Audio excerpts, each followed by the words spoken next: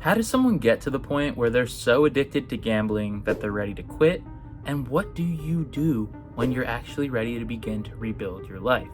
In this video, I'm going to take you through the full timeline of a gambling addiction, as well as the recovery process. I'm going to start from the very beginning, and by the end, you're going to understand exactly what it's like and how long you can expect it to take to recover from a gambling addiction.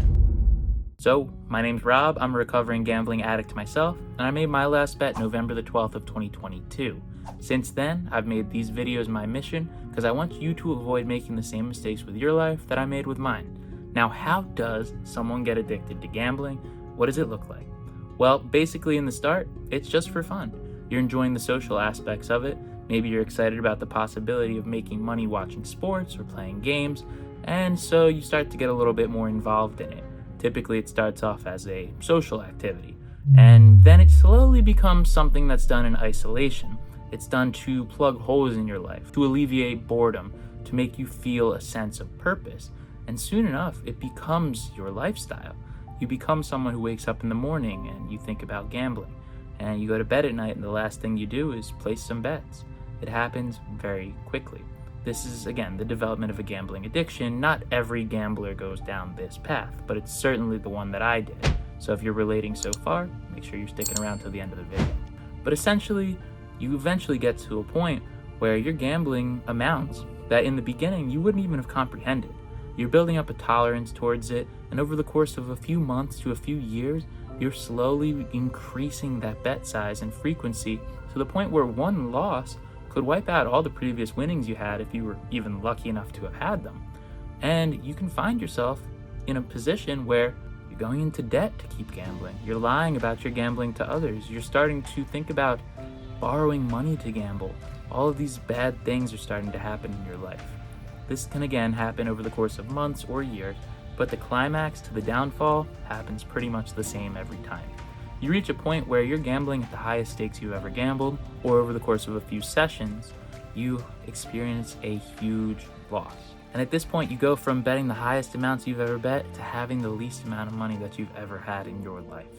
We consider this to be rock bottom. Rock bottom is the point at which you cannot feasibly continue to gamble. You wish you could get out of things with one big bet, but you know that deep down that's never going to really be the solution because you've done that before, and you always find yourself right back in the same old situation of being one bet away from catastrophe. When that catastrophe does strike, that's the point at which gambling has defeated you. Gambling addicts are the kind of people that have pretty large egos, myself included. And I like to think that I would be the exception to all the rules. I'd figure out a pattern of play and gambling that would be profitable in the long run, and I would beat the unbeatable game. But the truth is, we're not supposed to. And so this rock bottom point is really the point where you have to begin to think, how do I stop this? Because I really want to at this point. And once you say, I want to quit gambling, is where our timeline really gets tangible. The very first thing that you need to do is find a support group meeting somewhere near you. For me, it was going to a 12-step meeting on a Tuesday night in a town that's about 20 minutes outside of where I live. I went in there and I was immediately given the sense of relief, honestly, because for a really long time, I thought I was the only person who struggled with this. That in all of the world, I was the weirdest gambler. I was the worst gambler. The truth is, there's millions of people going through this exact same problem. So day one of your recovery is you walking into a support group meeting and beginning to build a community with the people in there, because you're in a bad place. You could be in severe debt.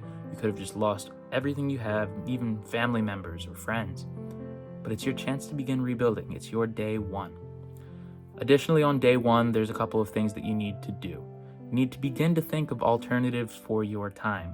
I was spending 6 to 8 hours a day on average for 6 years placing bets. So I needed something to plug in for that time. Now, I didn't find it right away, but it was eventually this content. So what I recommend people do is, find something that you used to do before you started to gamble and give it a try. It's not gonna feel good because on that day one, you're gonna feel depressed, angry, tired, and really bored because you now don't have the thing that was sending all of the pleasure that your brain was getting to it. You don't have the dopamine, the thrill of gambling anymore, because you're giving it up, knowing that it's going to yield benefits in your future. but it's very, very difficult at first. So whatever you start to do to fill your time, just understand that it's not going to feel as thrilling as gambling will. It's not going to feel as great as it might have felt before you started gambling, but give it time. I'm going to touch on how long it'll take before you find pleasure in those events in just a few minutes. The other two things that you need to do that very first day are turn over control of your finances to a family member, or at least have a bank transaction blockers in place. Because I was an online gambler, though the last day I gambled was in a casino, a 12-hour binge gambling session where I created 6 months worth of debt that I'd be digging myself out of working 70 hours a week after my day one. But most of the gambling was done online, so getting rid of the temptation and only carrying the amount of cash that I needed by having my family control the account and give me a weekly cash allowance was exactly what I needed, as much as it did suck for my ego. And the other thing you need to do is self-exclude from the casinos, because you need to limit your access to it to reduce the temptation that it might bring. Then we get into that first week that you are quitting gambling. You're gonna be bored. You're gonna be angry. You're gonna be working your ass off to pay down debts already, for the most part. And it's not a very pleasant feeling, but let that unpleasantness sit with you. As you begin to have days pass one at a time and you're not feeling any positives, remember that negative, because the day is going to come very soon where you're on the other side of this thing and you're going to forget how bad it was, because our brains trick us into forgetting the negatives of gambling and only showing us the highlight reel of positives to get us to go back and place that next bet, to go through it all again. It is not worth it. So in that boredom, in that discomfort that you feel that first week, let it be uncomfortable and remember it. That's what keeps you clean going forward. But as you get into the next couple of weeks, you're beginning to rebuild financially. You're beginning to find your flow in this new lifestyle that you've now begun to cultivate. Whether it's going to the gym every day, whether it's going to yoga, or beginning to journal and gratitude journal, spending more time with your friends. There's lots of things that you can start to do to plug in to begin to feel a sense of normalcy, a sense of rebuilding. And again, it's not going to be very pleasurable at first, or as pleasurable as it will be in the future, but trust it, stick to it, and keep pushing forward. Now we're about 1 month into the process, and the urges are going to start to kick in. After working the job for a month, and after taking all this time away from gambling, you're going to start to see commercials. You're going to start to see your friends placing bets, and you're going to get urges to gamble. The number one tip that I can give you when that happens is to delay the urge. Say, okay, I'm going to gamble, but I'm going to do it an hour from now, because you'll find that the entire key to recovery, the entire key to staying away from gambling, is to give yourself the time and space to make the right decision. If you get rid of your access, if you put some time in between you and that bet, if you truly want to quit gambling, you will be able to fight off that urge. But also remember that, if your friends are winning, if your friends are playing, that's not what's going to happen to you. Sure, you could go back and place a bet and win, but then what? Are you going to stop and go back to quitting gambling, or are you going to chase the next win? How many times have you said to yourself, I'll quit after I win this amount, or I'll quit after I get even? Did you quit? Because I didn't. I kept going back.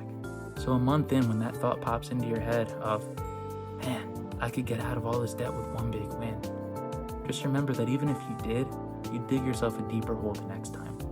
All wins are future losses. So if you think, man, I would have won if I bet on that game, doesn't matter. I was one spin away from a jackpot, doesn't matter. Because you were one spin or one play closer to giving it right back and more. Remember that 1 month in. Now, somewhere between 21 and 90 days on average, your brain begins to reset itself. Basically, as you were gambling, you were screwing up your brain. You were making new pathways to develop cravings for gambling and a dependency on gambling.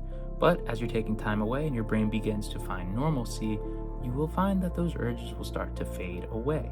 You have to be patient, because that is what this game is all about. And yeah, we can call it a game. We're playing a brand new game. It's the game of life, the game of recovery. And you have to give yourself a fighting chance to win. The way that you do that is by letting your brain heal itself. If you break your arm, you're not going to use your arm until it heals, right? Think about it the same way with your brain. If your brain is so screwed up that the only thing it can get pleasure out of is gambling, you have to get away from that exact stimulus for your brain to heal itself and reset itself. It's a concept called neuroplasticity. Go and Google it. We don't have to dive too deep into it here because I'm not a scientist and you're probably already disinterested. You might have left. If you did, thank you so much. But around the time that your brain is beginning to reset, your debts are going to start getting a little bit more manageable, or at least you might see the light at the end of the tunnel. For me, it was about 90 days before I hit the halfway point in my 6-month work to pay off all my debt. And it still sucked. It still didn't feel great, but I was moving towards a tangible goal at this point, and I knew when I would get there. It's important to gain clarity because a lot of times we think gambling is our only way out of problems that we cause by gambling, which is crazy to think, but I see where the thought comes from. When you understand how long it will take exactly and what you need to do in terms of your budget, that's a good point to aim for, and that's when you start to feel more comfortable. You need to know what your future is going to look like, develop some certainty.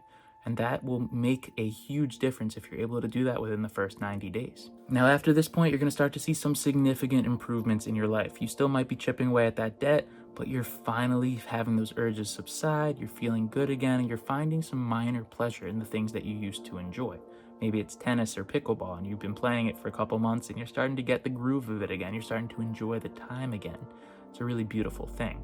But again, you require that patience. You need to get to that point. It all happens one day at a time. You just got to keep pushing. But this is about 90 days in on average. And then it becomes a challenge of sustaining the recovery. Sustaining the recovery is what I'm doing right now. I don't usually track it, but I put it together for things like this. I've been clean from gambling for the last 525 days. And the way that I've been able to do it is by following those 4 steps that I taught you about on the first day that you quit gambling and sustaining them each and every day as I've begun to rebuild my lifestyle. The 12-step program that I attend, the meeting I go to every Tuesday night, teaches you to begin to work on your character, to rebuild holistically. Because if you're just focused on not gambling, you lose meaning in your life when your entire life becomes tracking not doing something, right? You need a purpose external to that to aim for, to aspire to. For me, it's making this content and trying to help someone like you who's going through the same situation that I went through. I want to leave you with a really important message. You can recover and things do get better. Sustaining the recovery is really the easiest part. What's hard is getting started in the recovery journey. I've laid out what the first 3 months and beyond look like for someone who's getting into recovery for a gambling addiction, and I hope that you're able to follow the steps that I lay out in a way that works for you. If you want a deeper dive into the 4 steps that I use to quit gambling and sustain my recovery, then check out this video. I hope that you enjoy it. Thank you for watching this one, and let's keep getting better together, one day at a time.